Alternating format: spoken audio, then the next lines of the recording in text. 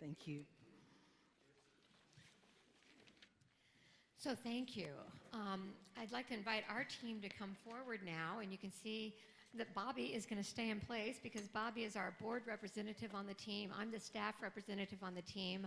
Michael Winter, come on up, all of y'all.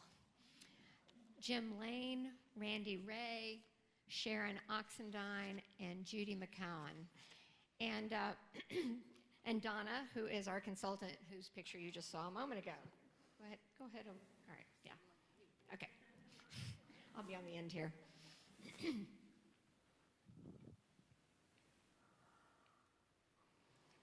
Okay, now we're moving on to our next presentation. Or not. All right, Donna is going to get that going for, and Donna is on the team also, but she is staying back in the sound booth because we need her there. So I'll just begin by telling you a little bit about what we're doing and why we're here today. So, as it has been stated, it was agreed that we need a feasibility study before we decide how much we can spend on the church. We wanted to be really clear that we are being fiscally responsible, that we're not strapping this congregation with more debt than we can handle or with more money than we can reasonably raise. And we know that we have a big building project in front of us, and so we wanted to be able to raise as much money as we can reasonably, and with the help of Spirit, to do what we need to do to take care of this building, to be really good stewards of what we already have and the assets that are here. Donna, are you going to give me the heads up? Oh, there it look, is. There we are. Wait a minute. Okay. That's where we are. We're at purpose and overview. Raise the roof. So we're calling this campaign Raise the Roof, Campaign for the Future of Unity. And we're going to each share a little bit with you today about how this process has gone. Some of it will be repeat information if you've been coming to all of our town halls and all of our special meetings. But we wanted to bring you all to the same place so that we're working with the same information as we move forward together.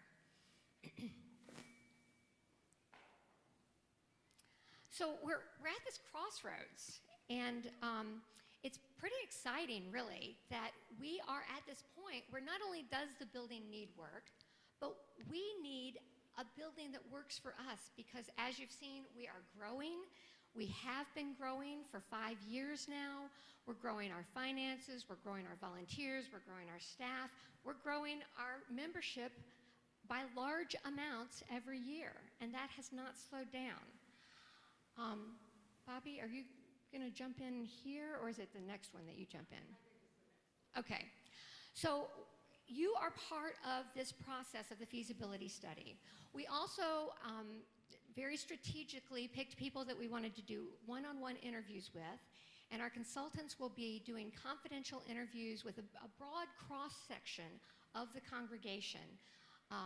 Very intensive interviews, but perfectly confidential so that no one on the staff or on this team knows who said what, because we really want to get true answers from all of you about what you feel is really needed and what you really feel we can do. Part of that is getting larger input from a larger swath of the congregation, and that's what today is about, that all of you who are here hearing this presentation will have access to an online survey so that you can give feedback on that survey. And at the end, Donna will give you specific instructions on how to do that. But your input is really, really needed, and we hope that everyone who is here today will take the time to do that survey, because we want your advice. We want this to be the best possible way forward for our whole congregation, not something that a few people have decided, but something that everyone has really had input on. So thank you for being here and for assisting us.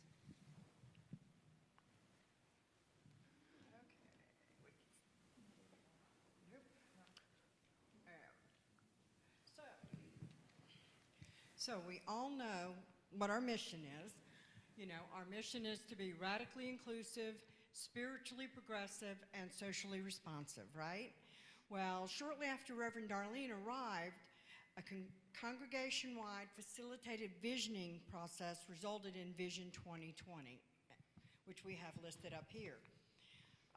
The report highlights that the message, the music, and the people are the reason people keep coming back and people are attending our facility.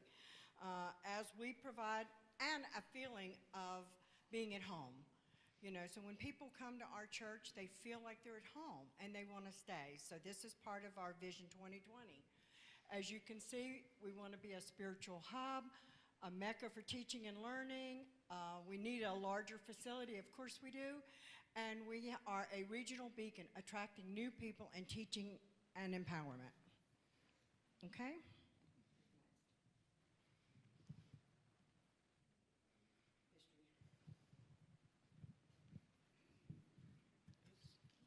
Most of you know me as Jim.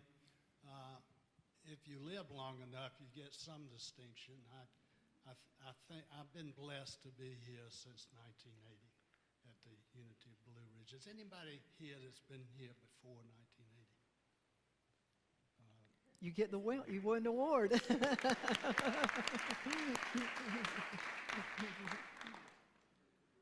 As we just heard, Unity was incorporated here in 1949. We don't know much about the first 30 years, 49 to 79. We believe it was probably small groups meeting in homes. But later in the 70s, that group had grown large enough that they took out a mortgage on the small house that's still there beside the Lutheran church down on Airport Road. And that's where we moved Unity into an actual facility. Chad came here in 81, Reverend Chad O'Shea, and later there was a small addition to that, additional sanctuary to that church, to that building, and that served as our sanctuary for 20 years, the 80s and the 90s. And it was a very dynamic church during that 20-year period of time. And in fact, it had to have 2 services as we presently do today for those number of years.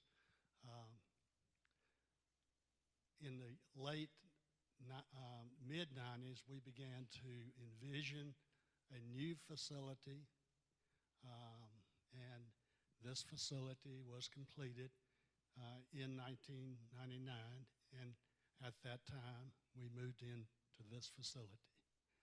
This facility has always had its problems from the onset, and the number one problem has been this roof. It was designed, this roof is beautiful if you stop to look how beautiful. It's a cathedral ceiling, but it is very tall. And the contractor made a gross mistake in the structural support necessary for this ceiling. And because of that, we had to bring a lawsuit, and we did get a considerable amount of monies for his flaw in his construction of this building. But there are multitudes of other problems, as we know. Reverend Darlene came here in 2015, and there's been new light. I will mention one thing more about Reverend Chad O'Shea. Sadly, interestingly enough, in the years after 2000, after we moved into this facility, and for a number of reasons, the membership then dropped.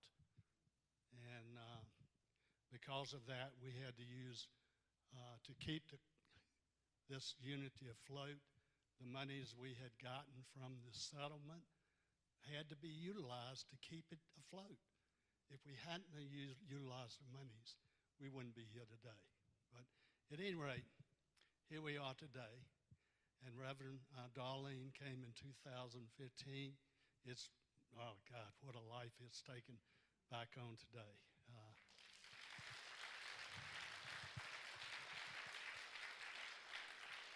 In her first year, she's increased the revenue by 43%, just in her first year. And it's increased by 11% every year since thereafter. With the membership that came in today, we're now approaching around 300 new members since she came here.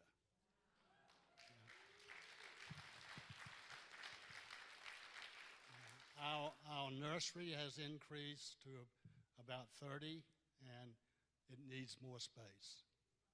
All of our services need more space.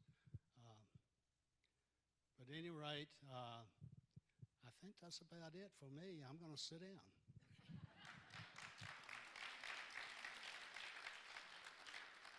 When Jim first came on this committee, he said, I don't know why I'm on this committee, but now you know why. Jim. So here we are today. We're at this amazing location right on the border between Buncombe County and Henderson County. Both counties are growing at sort of amazing paces, and both are predicted to continue to grow. Hendersonville and Asheville are growing. And this continuous growth in our own membership doesn't show any signs of slowing down. We are a place that already has the capacity to attract great speakers, as you saw today, some of the folks who are coming this year. And we're at the point now where it's not Darlene saying, would you please come? It's people calling us and saying, we'd like to be there. And we see more of that in the future. And we have seen over the past few years, not just through our Habitat for Unity team, but in the real involvement over this past year in this process, people willing to come to meetings, people willing to fill out surveys, that there's a commitment to the structural improvements here. So we've got Vision 2020, we've got a years-long master planning process with an architect, with huge input from the congregation, and that brings us to today. Thank you. We voted earlier this year on a number of different options. And as the drawings come up, you'll see an option 1 and an option 2. It occurs to me, and I'll borrow off of some of what I've learned from Reverend Darlene, preferably not tripping.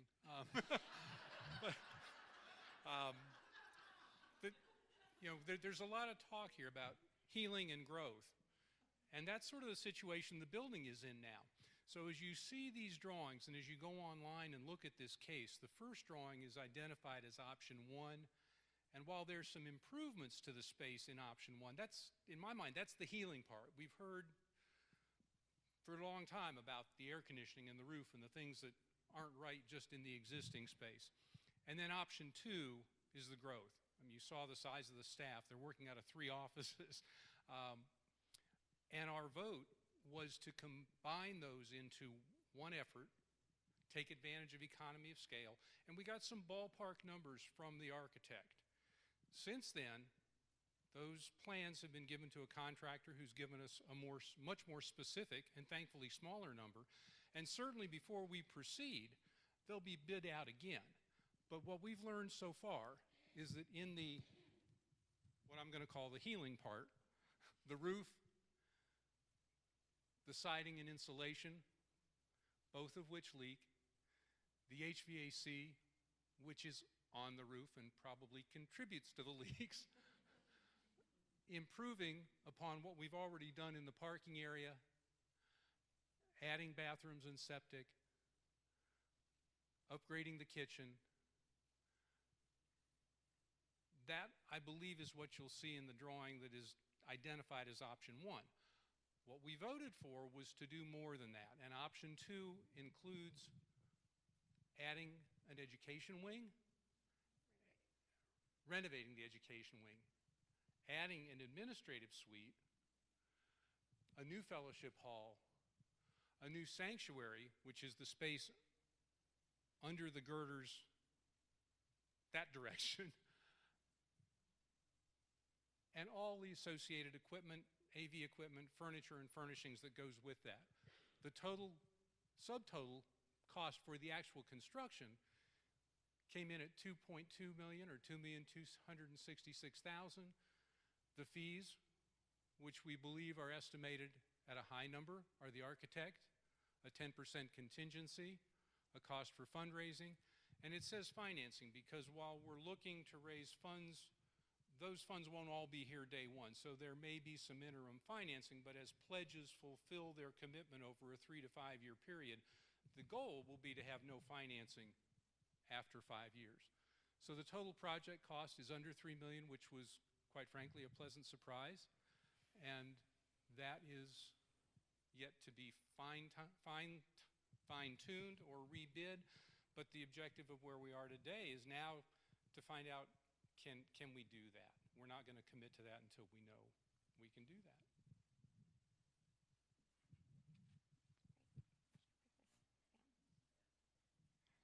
So Randy, how do we do that? Okay. Michael has indicated what the total cost is going to be. This indicates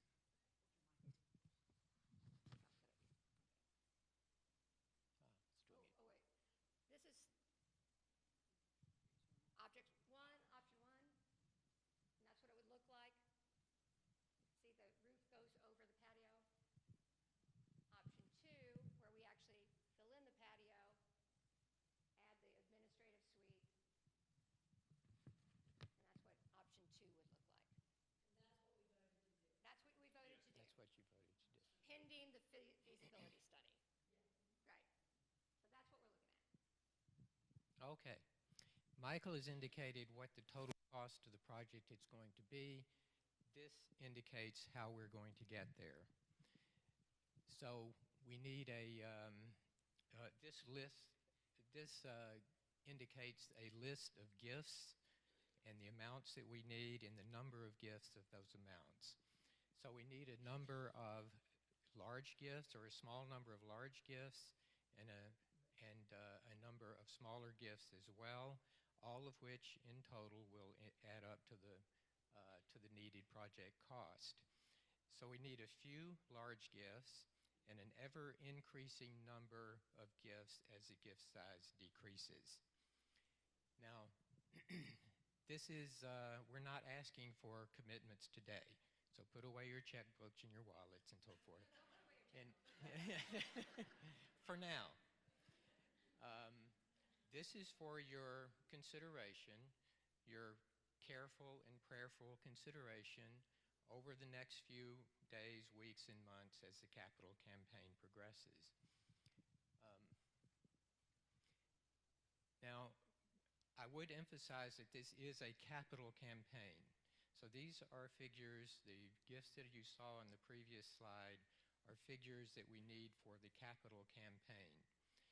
As when the capital campaign is kicked off later this summer or fall, you will be asked to make, or every member of the congregation will be asked to make, a pledge in two parts. First will be a stewardship pledge towards the normal, regular, annual expenses of the church, just like you would normally contribute. Over and above that, you would need to, or we're asking you to make a contribution to this capital campaign. So a pledge in two parts, 3 to 5 years, a stewardship pledge as you give now, maybe more. And secondly, a capital campaign pledge that would go towards this building project. There are various ways to give. Most people are aware that if you itemize deductions on your taxes, you can deduct gifts to charitable organizations such as Unity. There are other tax advantageous ways to give.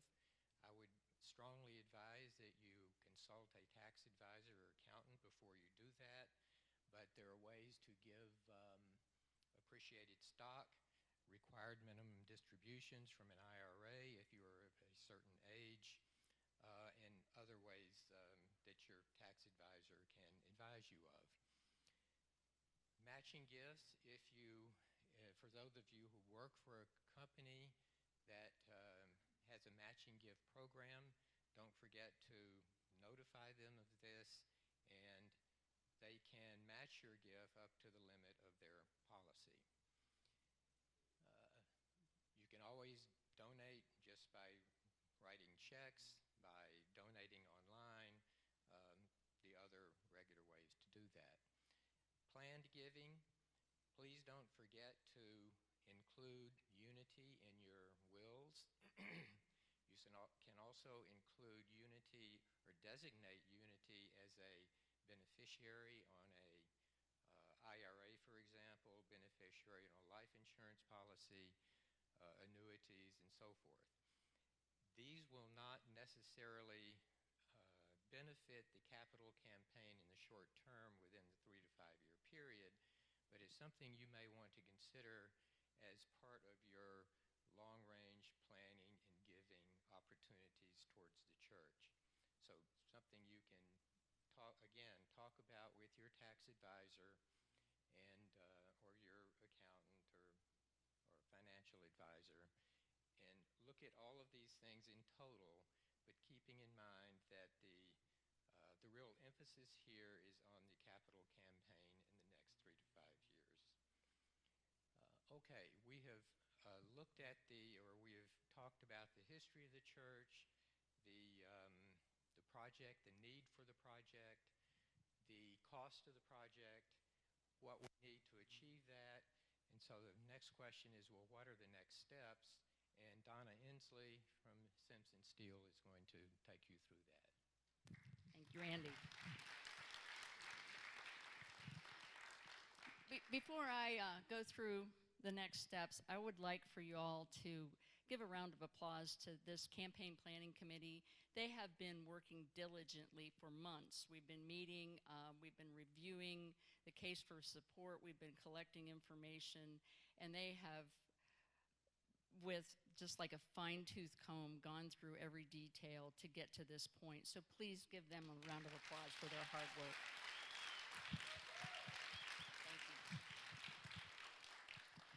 I also would like to share with you that you are in a very exciting time in the life of this church. I have participated personally in over 6 different capital campaigns as either a board member or as a fundraising professional.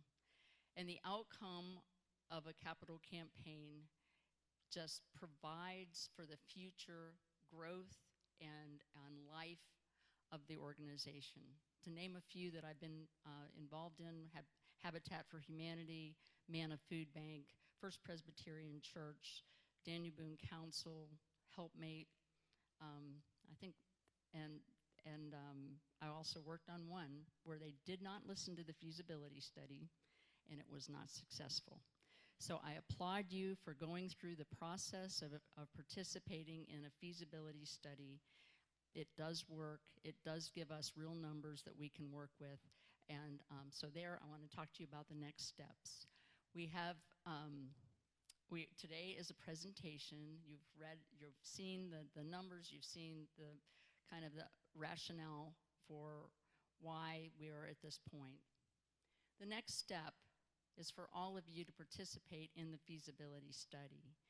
And we were also asking a few members of the congregation who have been selected to be representative of the wider group to participate in a more in-depth questionnaire. But we want to get have everyone who has the desire to offer their advice to please take the time to offer your advice and share it so that we can mold this project to meet the needs of the community, and we can get a better assessment of how much money actually will be able to be raised. So where we are is through the month of May, we will be doing feasibility study interviews, and in June we'll be collecting that information and coming back with a report that we'll present to the campaign planning committee and also to the board. And the information from that will be used to determine what pieces of this project resonate and are most critically important to the majority of the membership, That's why your feedback is really important. And also how much money realistically can be raised. So that, like we said from the very beginning, you don't launch into a project with great ideas and expectations and don't have the ability to successfully raise that amount of money in a reasonable amount of time. So for you today, thank you for participating and for sticking around to listen. We have the case for support is a document Donna has put up online, and I would encourage each one of you, thank you, each one of you to take some time before you answer a questionnaire to really read through that. There is a space at the back that has frequently asked questions, and we tried to answer those in advance for folks that, because in an audience like this, it's really hard to field a bunch of questions. But there are oftentimes people have questions and they seem to be similar. So we've answered those in this case for support. However, if you still have a question that is not being answered and you don't feel like you want to fill out a survey with your opinion without having that answered first, please feel free to pick up the phone or email any one of the folks here. They know this thing inside and out. They have been living it and breathing it. And this one's been living it and breathing it for over a year. So make sure that you have the information you need to answer the questions that you will be asked in the feasibility study, or that you think that you have your questions answered. I will tell you that it's an online survey that's 18 questions, and it's pretty easy to click through. It should take you only about 10 minutes. But we want to make sure that everyone who answers those questions has had the opportunity to understand what it is that we're trying to accomplish here. That being said, I think we're going to pass out two things. One, if you would take the time to fill out your name on this 3x5 card, just so we know who is here and who would like to participate in the feasibility study. And then the second thing is a piece of paper that has the online link. I would ask also, if you are participating in this feasibility study and you are in a household that contributes together, please only fill out one survey, because otherwise that will skew the results. If we have two people and they each answer the questions, but they're really only going to be able to contribute one time, you can understand why that would be unfortunate. So, yes. Just your name, so we have an idea of who's participating. This is an anonymous survey, although you will be asked at the beginning for your name, and the reason for that is to make sure we don't get duplicates. I will not be seeing those results. Wilson Sims will not be seeing those results. We have an independent person who is coordinating all of that for us. So this is just the best way we know of to gather the information. We will be asking questions about what priorities for this building you have, and also there will be a question about what you consider a gift range you might be able to give. This is not a pledge. This is just so that we have an idea of what might be available for the future. So that being said, I think if anybody wants to close. I just want to thank you for being here, for taking the time on this gorgeous day to sit around and to find out about this. And this is an exciting time in the life of your church. Thank you.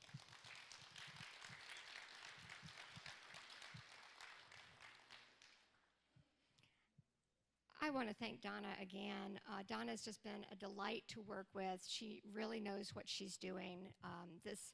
And not only does she know professionally what she's doing, but she knows from her heart what she's doing, because Donna's also a person of faith. And so we have been in prayer about this, and we hope that you also will be in prayer about this. We really want to proceed prayerfully. We want this to be a spirit-led decision that we make together.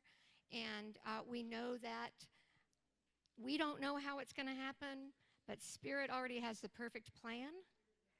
And that was just the perfect message today to lead into this, because that's not just an individual reality, that's a collective reality for all of us, that Spirit is guiding us, that Spirit already has the perfect plan, and that we can open ourselves up and receive it. So I hope all of you will enjoy participating in this. So thank you, Donna, and thank you all for coming. So I'd like to just close us in prayer. Why don't we stand? We've been sitting for a while today. And I'm going to ask you to do something that I often do in my groups. Instead of grabbing someone's hand, if you could put your right hand over your heart and put your left hand behind the heart of someone near you. If there's not an actual someone, you can, John, if you can maybe reach over there and get Morgan.